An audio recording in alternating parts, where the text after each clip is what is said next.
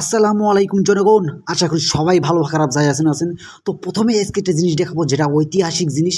এই দেখুন, তো এইটাই বসলে আপনি চারিদিকে সৌন্দর্য উপভোগ করতে পারবেন, তার সাথে আপনি আপনার প্রাকৃতিক কাজটাও করে নিতে পারবেন। তো প্রকৃতির মাঝে প্রকৃতির বাতাস বের করবেন আর কি, যাই হোক। তো এইবার এই মালটা কি করে তাই দেখেন।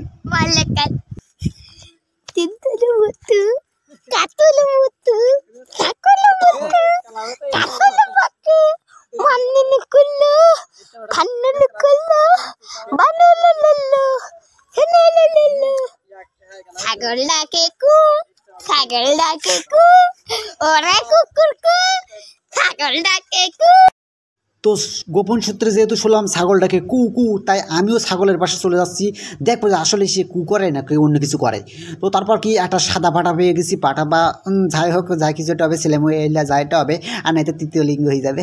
তো যাই হোক, তার পাশে বললাম, ভাই তুমি কি ছাগলের মতো কুকুর ডাকো নাকি ভ্যা ভ্যা করো, এসব কিছুটা করো। তো তারপরে কি আর বলবো, সে চা বাচ্ছে, খালি চা বাচ্ছে আর আমাদের তাকিয়ে আছে।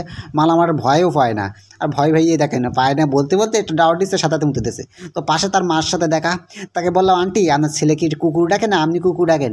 তা বললো, শালা বাবা আমার তো বয়স হয়েছে, আমি আর ডাকি না, ওটা ওই পোলাফাইনটাই ডাকে।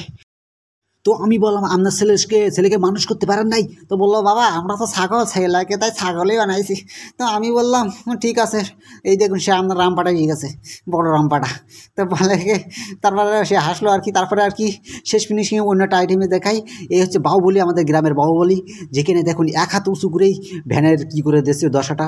তো যাই হোক, এটা হচ্ছে গ্রামের পাওয়ার, মানে গ্রামের মানুষের পাওয়ার। তারপরে আবারও একটা ছাগলের সন্ধান পাই, তারপরে আবারও দুটো, মানে কি বলবো, আজকে পুরো মানে ব্লগটাই হচ্ছে ছাগলের। বা আমার মা বলে আমি না একটা ছাগল, তাই আজকে থেকে আমি ছাগলের ব্লগ করাই শুরু করে দিয়েছি। তো দেখলাম কালো ভাড়া, তার পিছনে আছে এক পাড়ি। তো আমি বললাম, ও ভাই তুমি কি মহিলা না পুরুষ? তা বলে, ভাই তুই চুপ তোলা চেক করে যা।